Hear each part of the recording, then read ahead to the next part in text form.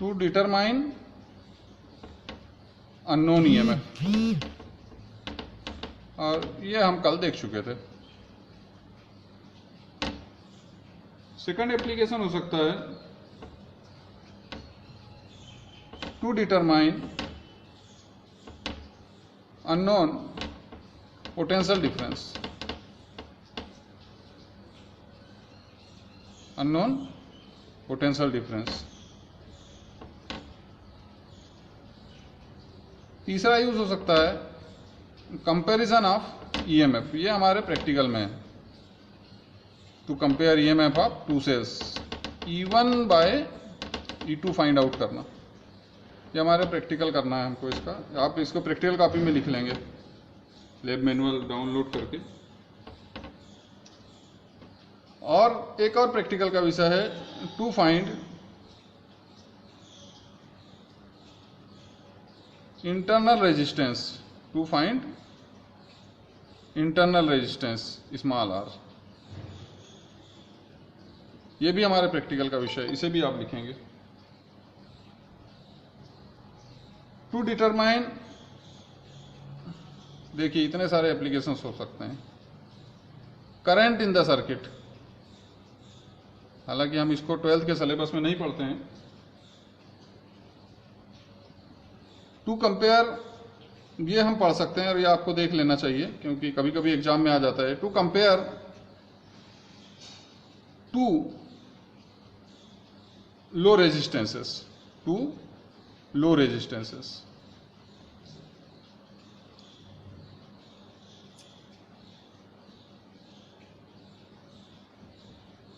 To calibrate ammeter, to calibrate ammeter, ammeter के calibration में, अंशांकन में, मतलब कैसे उसको कितनी रेंज का एमीटर बनाना है उस चीज में। क्योंकि आफ्टर ऑल ये क्या है, पोटेंशियल मेजर करने की डिवाइस है, उसी को इलेबोरेट कर रहे हैं। टू कैलिब्रेट, यदि एमीटर है तो टू कैलिब्रेट वोल्टमीटर भी होना चाहिए। और लास्ट हम कर सकते हैं measuring thermo EMF, thermo EMF मतलब ईएमएफ कहीं से भी आए, थर्मो ईएमएफ ऑफ थर्मोकपल। अब ये थर्मोकपल क्या है, थर्मोकपल क्या है, हम क्लास 11th में पढ़ते थे या 12th में है। ये एक्चुअली दो अलग अलग मेटल होते हैं, जैसे कॉपर और आयरन है, इनको ज्वाइंट कर दें और इनके जंक्शंस का टेम्परेचर अलग अलग करें, एक को ज़्यादा टेम्परेचर पर रखें और एक जंक्शन को लो टेम्परेचर पर रखें, तो इन दोनों जंक्शंस के बीच ईएमएफ क्रिएट हो जाता है। मतलब दे में दिस जंक्शन ऑफ मेटल्स में work as a source of EMF, ये हमारा थर्मोकपल कहलाता है। तो इतने यूजर्स हो सकते हैं पीएम के, इसमें हमको 3 पर ध्यान देना है एक्चुअली। कंपैरिजन आप रेजिस्टेंस देख सकते हैं, ये आपके एनसीईआरटी की बुक में पीछे प्रॉब्लम दिया हुआ है एक्सरसाइज में, लेकिन वो जो डायग्राम दिया हुआ है वो गलत दिया हुआ है, ध्यान रहे, है ना। दूसरा डायग्राम बनेगा इसका, वो डायग्राम नहीं चलेगा जो एनसीईआरटी की बुक में एक्सरसाइज में दिया है, वो गलत है। कंपैरिजन ऑफ ईएमएफ मैं फिर से रिपीट कर देता हूँ, इंटरनल रेजिस्टेंस रिपीट कर देते हैं, ठीक है।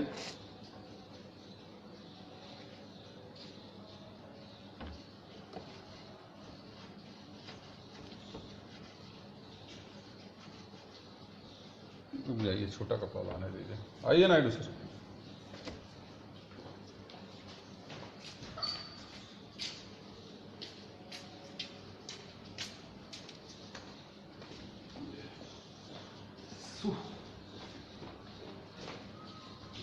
क्या ये लोग जियो 5 वगैरह रिचार्ज नहीं करता लगता है।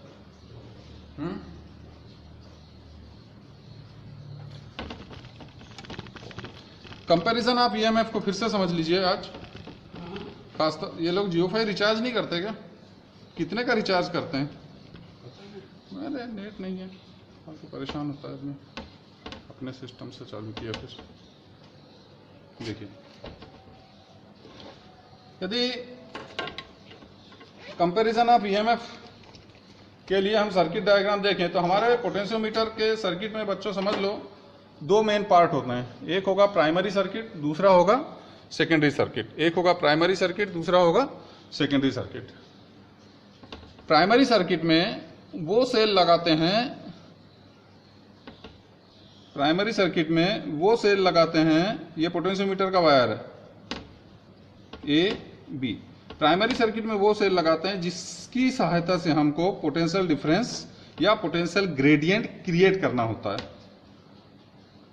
ये एक की लगा दीजिए, साथ में एक वेरिएबल रेजिस्टेंस लगा सकते हैं हम। सर इसको अंदर कर दीजिए, नो यूज। लॉक भी कर सकते हैं, चाबी ले जा लीजिए, ठीक है। ये एक रियोस्टेट लगा सकते हैं आप सीरीज में इस तरीके से। ये हमारा कहलाता है प्राइमरी सर्किट। ये क्या कहलाता है हमारा?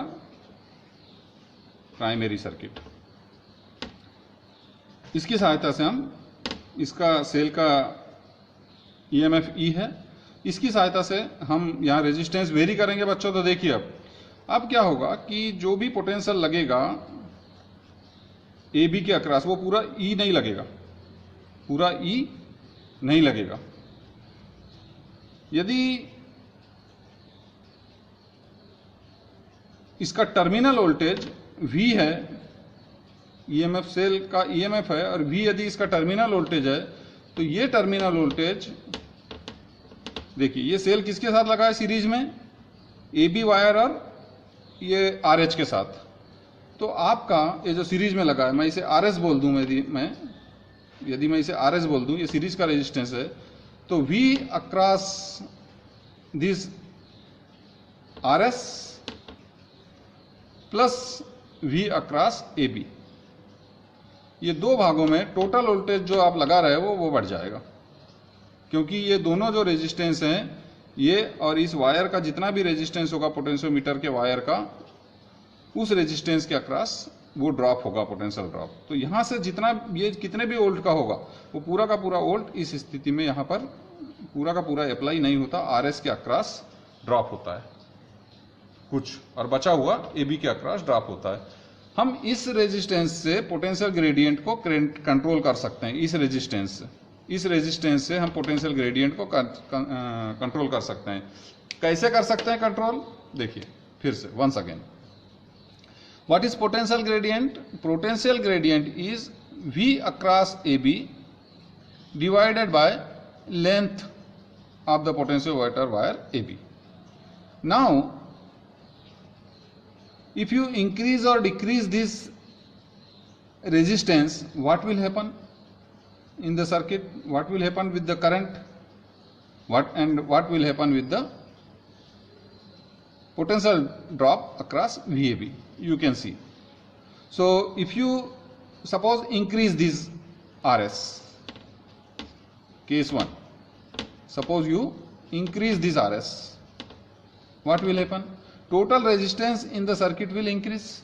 Total resistance in the circuit will increase. And as a resultant, what will happen? As a resultant, what will happen with the current in the circuit? Current will decrease. Current will decrease.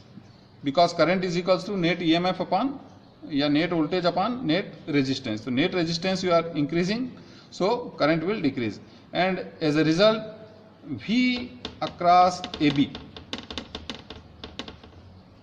is equals to IR AB.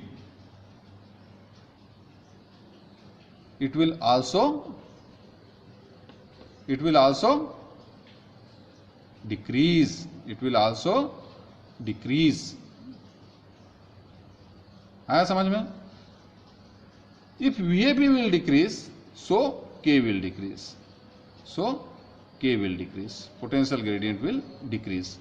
Potential gradient will decrease means if you are going to balance any EMF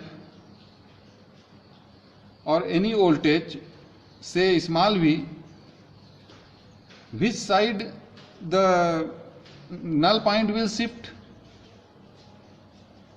Can you tell me? On the basis of V is equals to K L, small l. If K will decrease, which side the balance point will shift? ये question exam में आते हैं। If you are going to balance any voltage, which side will the balance point will shift, towards A or towards B? फिर से देख लीजिए। on increasing this series resistance, on increasing this series resistance, if you increase this series resistance, यदि direct बोलना है आपको तो voltage drop across this resistance will, if you increase this resistance, यदि डायरेक्ट देखना है तो, डायरेक्ट यदि देखना है तो, हालांकि ये लॉजिक ठीक नहीं है क्योंकि इसमें करंट प्रभावित हो जाती है। करंट को प्रभावित करना ठीक है, लेकिन यदि किसी को ज़्यादा नहीं उलझना है, ज़्यादा समझ में नहीं आ रहा है, तो आप ऐसे जा सकते हो कि V is equals to V1 plus V2 होता है सीरीज कॉम्बिनेशन में। V is equals to V1 plus V2 होता है। यदि आपने रेजिस्टेंस बढ़ाया तो आप ये कर लेना कि इसके अक्रॉस पोटेंशियल ड्रॉप बढ़ जाएगा और इसके अक्रॉस कम हो जाएगा, क्योंकि यहाँ से जो लगा रहे हो वो तो फिक्स है। तो ऐसा करके भी आप इसको इंटरप्रेट कर सकते हो। हालांकि इंटरप्रिटेशन गलत है, लेकिन यदि आपको नहीं आ रहा है तो ऐसे भी आप जा सकते हैं। You can go in this way also. यदि ये बढ़ाओगे तो ये बढ़ेगा और ये कम हो जाएगा, सो दैट क्योंकि अप्लाइड ये जो है ये तो कांस्टेंट है भी। सो बट प्रॉपर एक्सप्लेनेशन क्या है? प्रॉपर एक्सप्लेनेशन ये है कि यदि आप आर बढ़ाओगे, रेजिस्टेंस बढ़ाओगे, तो सर्किट में सीरीज में R is equals to R1 plus R2 होता है। सर्किट में ओवरऑल रेजिस्टेंस बढ़ेगा, ओवरऑल रेजिस्टेंस बढ़ने से करंट कम होगा, और करंट कम होने से क्या होगा? आपका जो पोटेंशियल ड्रॉप है, करंट तो सेम है ना, पोटेंशियल ड्रॉप जो है वो कम हो जाएगा। करंट सेम है मतलब कम हुई करंट, जो डिक्रीज्ड करंट है वो इसमें भी कम होगी, इसमें भी कम होगी। हमको तो इस पर इफेक्ट देखना है, यहां तो क्या हो गया, यहां रेजिस्टेंस बढ़ गया। यदि इसके पोटेंशियल ड्रॉप की बात करें तो RSI, ये होगा RSI। देखिए बच्चों, I कम हो गया, RS बढ़ाया, तो इसके अक्रॉस पोटेंशियल ड्रॉप तो हमको बात करना ही नहीं है। हमको क्या बात करना है? ये वाले पोटेंशियल ड्रॉप की बात करना है जो AB के अक्रॉस लग रहा है। तो AB के अक्रॉस कितना लगेगा?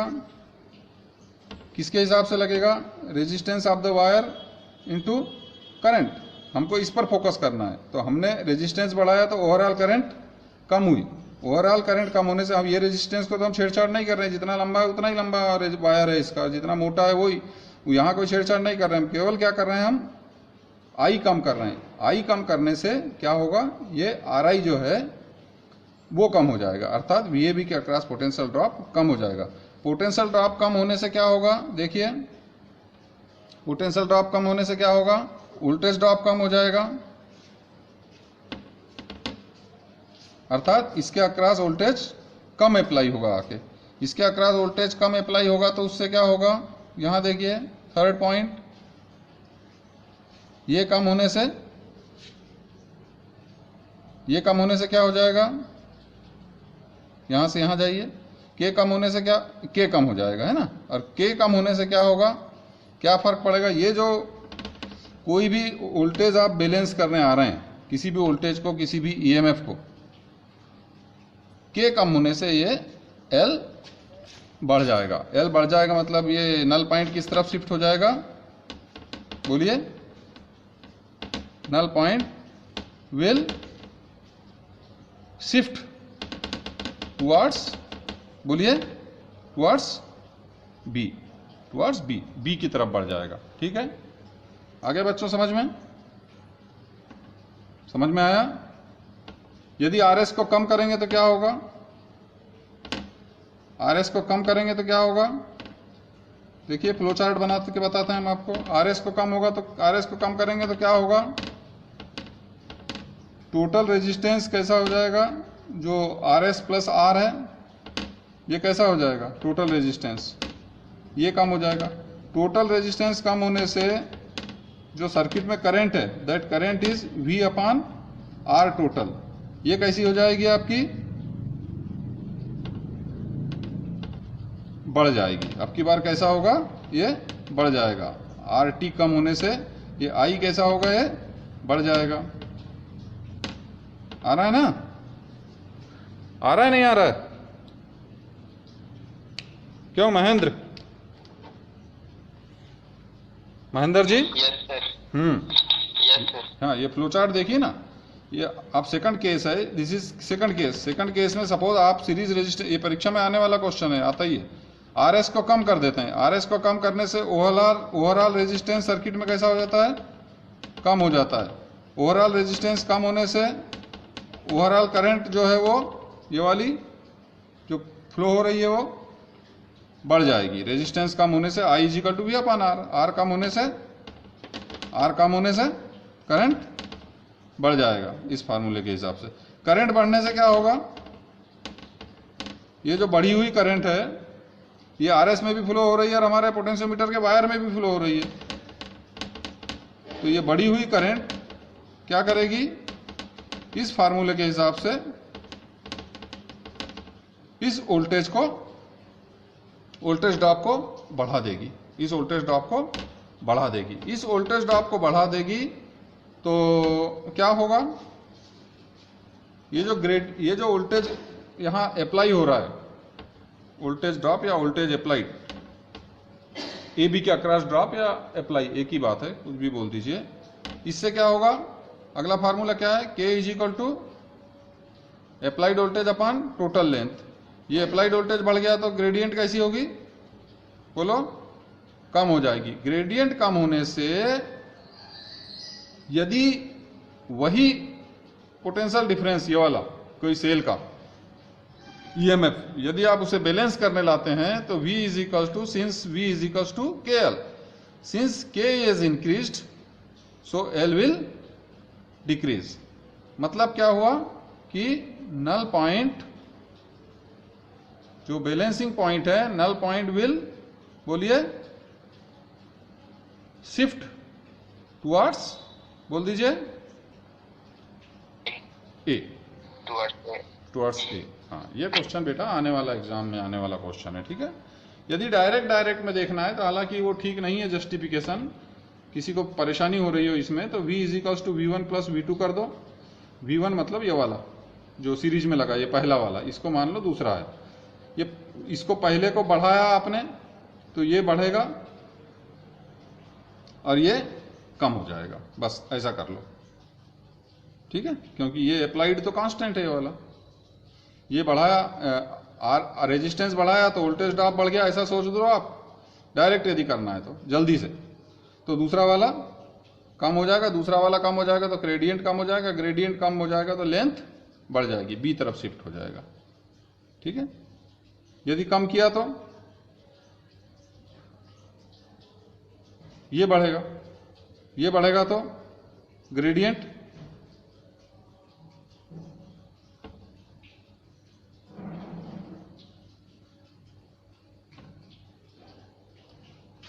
ये कम किया तो ये बढ़ा, है कि नहीं। कौन बढ़ा, अप्लाइड बढ़ गया। अप्लाइड बढ़ने से, बोल दीजिए, अप्लाइड बढ़ने से क्या होगा, बोलिए, जल्दी बोलिए, फिर से आइए, शॉर्टकट मेथड पे आइए। शॉर्टकट मेथड में V is equal to V1 plus V2 रखिए। V1 आपने, सॉरी, R1 पूछेगा, V1 नहीं पूछेगा वो क्या बोलेगा, R1 आपने क्या किया, बढ़ाया। R1 बढ़ाने से क्या होगा, जल्दी बोलो, नेक्स्ट बॉक्स, बोलिए, क्या सिखाया मैंने शॉर्टकट में, जल्दी। V1 बढ़ेगा, कैसा होगा, V1 बढ़ेगा। ये सीरीज रेजिस्टेंस जो लगा हुआ है प्राइमरी सर्किट में, उस सीरीज रेजिस्टेंस की वैल्यू बढ़ाने से V1 जो होगा वो क्या होगा, बढ़ जाएगा। शॉर्टकट में V1 बढ़ने से ये जो हमारा वायर है उसके अक्रॉस जो पोटेंशियल ड्रॉप, पोटेंशियल अप्लाई कर रहे हैं, उसको मैं V2 बोल देता हूं, क्योंकि हम 10th क्लास में V1 V2 पढ़ते रहते हैं। तो V2 कैसा होगा बच्चा, कम हो जाएगा। ऐसा क्यों होगा, क्योंकि ये अप्लाइड V कांस्टेंट है। ये V2 कम होने से क्या होगा बच्चा? ग्रेडियंट कम हो जाएगा, के ग्रेडियंट कम हो जाएगा, ये फार्मूला ये वाला। और ग्रेडियंट कम होने से L क्या होगा?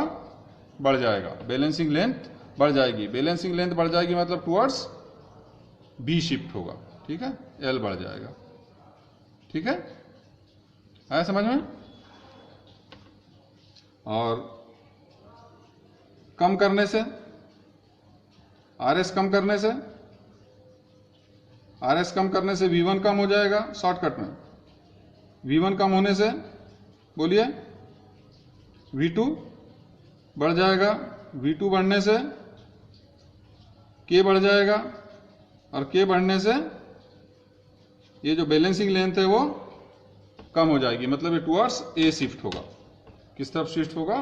टुवर्ड्स A शिफ्ट होगा। आया समझ में? अरे आया समझ में? शॉर्टकट मेथड है ये। हाँ, लेकिन प्रॉपर एक्सप्लेनेशन ये है, प्रॉपर तरीका सोचने का ये है। अब आपके दिमाग में ये क्वेश्चन आ सकता है कि सर इसके अक्रॉस वोल्टेज ड्रॉप तो आपने बता दिए कि IRB के अकॉर्डिंग होगा, यदि I करंट के हिसाब से हो मैनेज होगा, करंट कम होगी तो कम होगा, करंट ज्यादा होगी तो ज्यादा होगी। इसके अक्रॉस क्या होगा? यदि ये V फिक्स है तो यदि इस यहां कम हो रहा है तो यहां बढ़ना चाहिए, ठीक है, और यहां बढ़ेगा तो यहां कम होना चाहिए वोल्टेज ड्रॉप, यदि ये वोल्टेज ड्रॉप फिक्स है तो। इसके बारे में हमको सोचना ही नहीं है, इसके वोल्टेज ड्रॉप के बारे में इस एक्सप्लेनेशन में। इस एक्सप्लेनेशन में किसके बारे में सोचना है? केवल AB पर अप्लाइड वोल्टेज के विषय में सोचना है, V इजिकल्स टू IRB, ठीक है। इस एक्सप्लेनेशन में इसके बारे में भी सोचना है, तब इसके बारे में सोचेंगे हम, ठीक है, ठीक है, ठीक है। Yes sir. किसी को डाउट है बोल दीजिए, फिर से बता देता हूं मैं। सोच लीजिए 2 मिनट आपके पास है, देख लीजिए। अभी भी समझ में ना आया हो तो आ गया सर समझ में।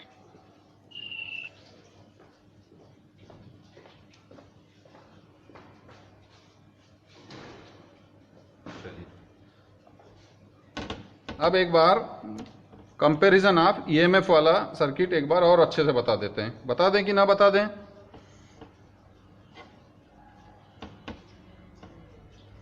चौदह ही बच्चे हैं, कहाँ गए बाकी? जन्माष्टमी सेलिब्रेट कर रहे हैं। टाइम हो जाएगा तो बता देना बच्चा, हाँ? क्योंकि मैं घड़ी बांध के नहीं आया आज, ठीक है। टाइम हो जाएगा तो बोल देना। देखिए कंपैरिजन ऑफ EMF में फिर से वही, ये प्राइमरी सर्किट, ऊपर ड्राइवर सेल ये लगाया आपने, यहाँ रेजिस्टेंस न भी लगाएंगे तो चलेगा, ये हो गया। यहाँ पर बच्चा क्या है, कभी भी पोटेंशियोमीटर के एक्सपेरिमेंट में सावधानी ये रखना है कि सभी सेलों के पॉजिटिव टर्मिनल सेम पॉइंट से कनेक्ट होने चाहिए। तो 2 सेल हम यूज़ करते हैं जिनके EMF हमें कंपेयर करने हैं, E1 और E2 मान लो इनके EMFs हैं। एक 2A की लेते हैं। 2A की मतलब इसमें 2 स्लॉट रहते हैं,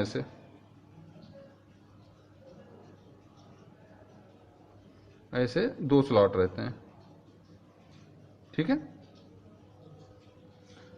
एक एक यहाँ टर्मिनल निकला रहता है, एक एक टर्मिनल पर यहाँ से निकलने वाला जो निगेटिव टर्मिनल से वायर है उसको कनेक्ट कर देंगे। यहाँ एक टर्मिनल रहेगा सेंटर में, इससे एक वायर निकालेंगे, इससे गैल्वेनोमीटर कनेक्ट कर देंगे। और मैंने हमेशा कहा है कि गैल्वेनोमीटर के साथ कभी भी क्या कनेक्ट करिए, सीरीज में 500 ओम का रेजिस्टेंस। एक क्वेश्चन और बनता है बच्चा, यहाँ एक क्वेश्चन ये बनता है कि कोई सेल आप कंपेयर करने आए और आपने इस रेजिस्टेंस को कम या ज्यादा किया तो बैलेंसिंग लेंथ पर क्या फर्क पड़ेगा? तो बच्चा ऐसा है कि यहाँ पर इसके कम ज़्यादा करने से, सेकेंडरी सर्किट के रेजिस्टेंस को कम ज़्यादा करने से, प्राइमरी सर्किट का रेजिस्टेंस हम देख चुके कम ज़्यादा करने से, है ना, ये वाला, इसकी बात हो रही है। यहाँ कम ज़्यादा करने से बैलेंसिंग लेंथ पर कोई फर्क नहीं पड़ता है। बैलेंसिंग लेंथ पर कोई फर्क क्यों नहीं पड़ता है? क्योंकि जब ये बैलेंस कंडीशन में आ जाता है, ब्रिज बैलेंस नहीं है, ब्रिज जैसी कोई बात से कंफ्यूज नहीं होना, ब्रिज बैलेंसिंग वाली बात नहीं है, गैल्वेनोमीटर बैलेंसिंग वाली बात है। ब्रिज वर्ड यूज नहीं करेंगे, क्योंकि potentiometer is not based on Wheatstone bridge principle. Bridge केवल वहीं पे यूज होगा। चूंकि नल डिफ्लेक्शन मेथड पर आधारित है ये, गैल्वेनोमीटर में से होकर ये वाली ब्रांच में कोई करंट ही नहीं फ्लो होती। जब ये बैलेंस कंडीशन आ जाती है तो, नल डिफ्लेक्शन आ जाता है तो इस ब्रांच से होकर कोई करंट फ्लो होती नहीं है। 500 ओम से होकर कोई करंट फ्लो होती नहीं है। इसलिए ये इसका लगाना न लगाना नल एंड वाइड है। इसके कम करने ज्यादा करने से कोई मतलब नहीं है। Is it clear? Is it clear? इस रेजिस्टेंस के कम या ज्यादा करने से बैलेंसिंग लेंथ पर कोई फर्क नहीं पड़ता है, बिकॉज ये सर्किट ओपन सर्किट हो जाता है, ये नल एंड वाइड हो जाता है। ये केवल हमको डिफ्लेक्शन जब आता है ना, जब हम अब क्या करेंगे हम, तब उस समय ये सेव करने के लिए है केवल, ये केवल इस गैल्वेनोमीटर को सेव करने के लिए, क्योंकि गैल्वेनोमीटर बहुत सेंसिटिव डिवाइस होती है, डैमेज हो जाएगा नहीं तो आप क्या करेंगे कि एक बार यहां प्लग इंसर्ट करेंगे इस स्लॉट में। इस स्लॉट में तो क्या होगा, इवन सर्किट में आ जाएगा। ये सेकेंडरी सर्किट है हमारा, ये पूरा जो पोर्शन इस तरफ का है ये सेकेंडरी सर्किट कहलाता है, और इस तरफ का जो जिससे हम पोटेंशियल डिफरेंस अप्लाई करते हैं ये हमारा क्या कहलाता है, बोलिए, प्राइमरी सर्किट कहलाता है। दो सर्किट होते हैं पोटेंशियोमीटर। तो यहाँ प्लग इंसर्ट करेंगे, इवन आपका सर्किट में आ जाएगा। आप ए पर टच करेंगे, एक तरफ आना चाहिए, चाहे दाएं चाहे बाएं, और बी पर टच करेंगे तो उसके अपोजिट, मतलब अपोजिट साइड में बैलेंस देना चाहिए, तभी आपको यहाँ बीच में जीरो डिफ्लेक्शन मिलेगा, नल डिफ्लेक्शन मिलेगा, वरना नहीं मिलेगा। यदि वन साइड डिफ्लेक्शन है, इसका मतलब या तो ये सर्किट में नहीं आ रहा है या ये सर्किट में नहीं आ रहा है, या इसका ईएमएफ इस सेल से ज्यादा है। दूसरी प्रिकॉशन ये है कि सभी के पॉजिटिव टर्मिनल एक पॉइंट पर कनेक्ट होना चाहिए।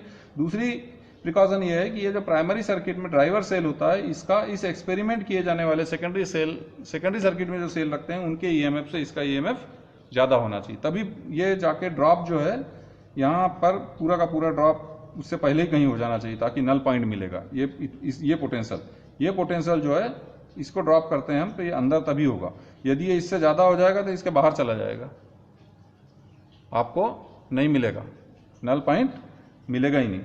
तो आप ए पर टच करेंगे, बी पे टच करेंगे, अपोजिट साइड में डिफ्लेक्शन आना चाहिए, बीच में नल डिफ्लेक्शन निकाल लेंगे। मान लो ये नल डिफ्लेक्शन E1 के साथ कितने पर आया बच्चा, L1 पर आया। कितने पर आया, L1 लेंथ पर आया। तो आपके पोटेंशियोमीटर के प्रिंसिपल के हिसाब से E1 is equal to potential gradient यदि K है तो KL1, इक्वेशन नंबर 1। अब यहां से प्लग को निकाल लीजिए आप, और कहां लगा लीजिए, यहां लगा लीजिए। ये सेल सर्किट में आ गया। फिर आप बैलेंसिंग लेंथ फाइंड आउट कर लीजिए। अब मान लो आपका बैलेंसिंग लेंथ कितना आया, L2 आया। E2 यदि कम होगा E1 से, तो बैलेंसिंग लेंथ L1 से कम होगी कि ज्यादा होगी,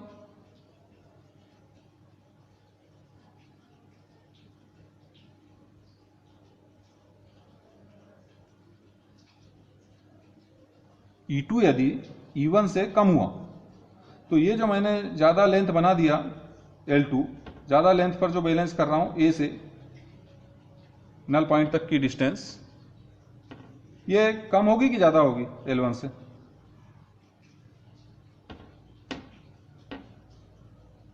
ये जॉकी की पहली पोजीशन, ये दूसरी पोजीशन, बोलिए, नल पॉइंट के लिए, नल डिफ्लेक्शन के लिए, अरे बोलिए बेटा, कम होगी। कैसी होगी, कम होगी। Voltage is directly proportional to length. ये वोल्टेज जो है कम है, इसलिए ये कम लेंथ पर बैलेंस होगा। sometime we are saying voltage, sometime we are saying EMF. What is this? बता रहा हूं। Why this voltage is equals to EMF, कोई बताएगा या मैं बताऊं? This is my equation number second. So E1 by E2 is equals to, yes, L1 by L2. This way we compare. Sometimes we are saying voltage, sometimes we are saying EMF. Why it is like that? Yes? Sir, because no current is drawn from circuit. Yeah. When we take 40 fraction on Kelvin. Yeah. When balance condition is one achieved, na, no current is drawn from this cell, and cell becomes in open circuit, and in open circuit the terminal voltage itself is EMF of the cell, according to this formula. We can support our answer with this formula. Excellent. This terminal voltage itself becomes equal to E if no current is drawn from the cell, and it happens only in India, means only in this potentiometer, not in voltmeter. That is why potentiometer gives correct value. Voltmeter draws some current while measuring potential difference, but this potentiometer no current draws. That is the beauty of the potentiometer. Now we are going to तो यह आपको कर लेना है आपके experiment वाली book में। Observation table का जहां तक प्रश्न है, सीरियल नंबर का एक कॉलम रहेगा, दूसरा कॉलम रहेगा L1 का, तीसरा कॉलम रहेगा L2 का, चौथा कॉलम रहेगा E is equals to L1 upon L2 का, E1 upon E2 is equals to L1 upon L2 का। That's all. 4 कॉलम की ऑब्जर्वेशन टेबल बना लीजिए, प्रिकॉशन लिख दीजिए, दैट्स ऑल। प्रैक्टिकल कॉपी भी तैयार करते रहिए। एकदम से आप आएंगे, आप पर टूट पड़ेंगे हम लोग, है ना। अब आ जाइए यहां। प्राइमरी सर्किट में कोई चेंज नहीं है। This circuit I am drawing for what? To find internal resistance, to find internal resistance of given cell. Suppose this cell is given whose EMF is E and internal resistance is R. Internal resistance is R, thus resistance of a cell. Cell की properties क्या है कि इसका EMF E है और internal resistance R है। समझ गया बच्चा? ठीक। क्या करेंगे, पैरेलल में यहां पर हम इसके साथ एक पैरेलल में RB लगाएंगे, पैरेलल में रेजिस्टेंस बॉक्स लगाएंगे, ये इस तरीके से। और यहां पर 2A की न भी लगाएं तो चलेगा, आपको सीधे आप आपस में ऐसा प्लग कर दीजिए, ज्वाइन कर दीजिए और गैल्वेनोमीटर लगा लीजिए। And don't forget to connect a resistance of 500 ohm in series. This is jockey connected. Otherwise अच्छा, यहां पर क्या करना है कि अब आपका इंटरनल रेजिस्टेंस का फार्मूला डिराइव करने की मुझे जरूरत नहीं है, मैं ऑलरेडी कर चुका हूं। कैमरा सर आपकी एक मिनट अब ठीक है? ओके। आज का डिस्प्ले का क्वालिटी कैसा है? ब्लर है क्या कि क्लियर है?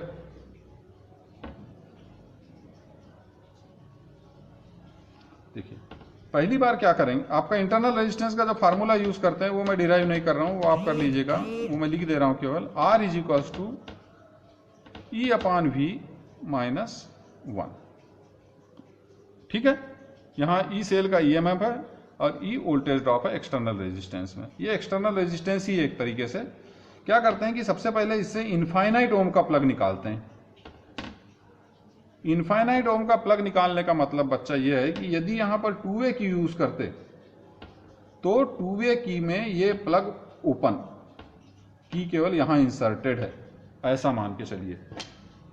मतलब ये रेजिस्टेंस सर्किट में है ही नहीं, यहां से ओपन हो गया। इनफाइनाइट ओम मतलब ये ओपन हो गया।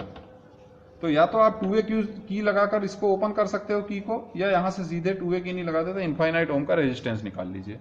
यू गॉट माई पॉइंट और नॉट?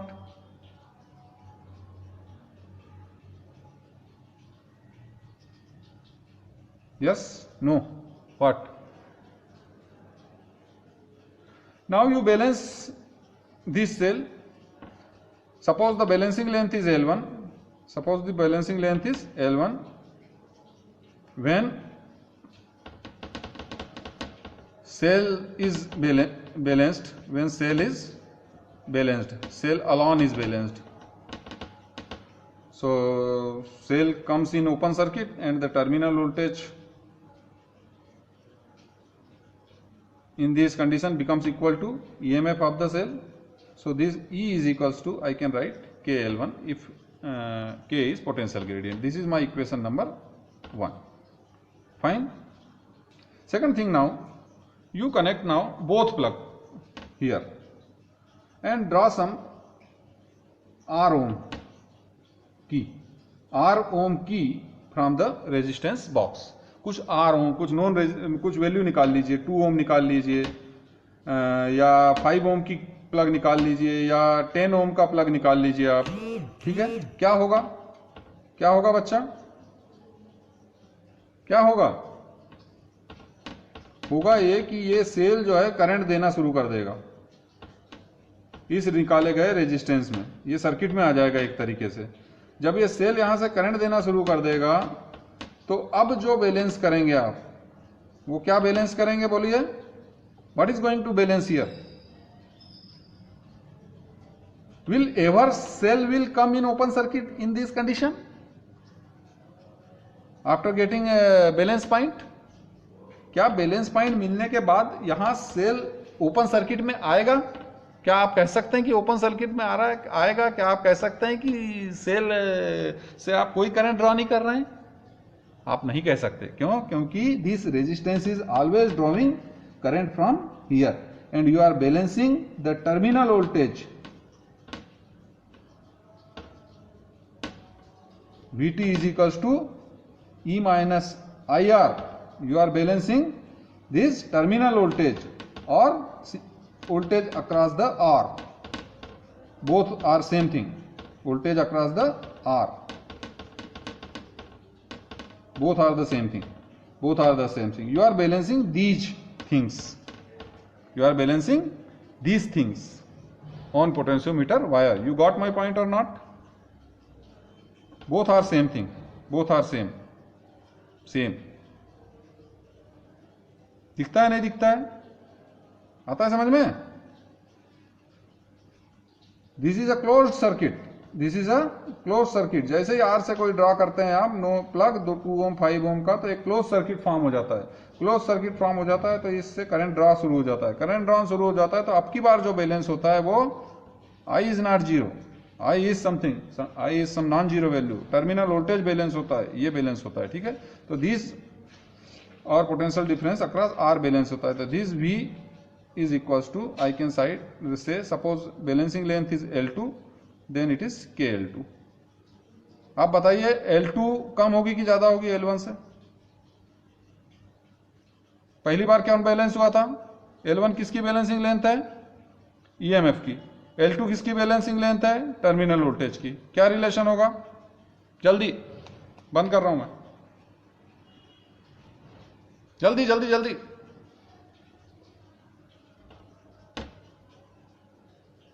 ऑब्जर्वेशन टेबल देख लीजिए. आंसर आइए आपका, बताइए आंसर. ऑब्जर्वेशन टेबल में सीरियल नंबर रहेगा.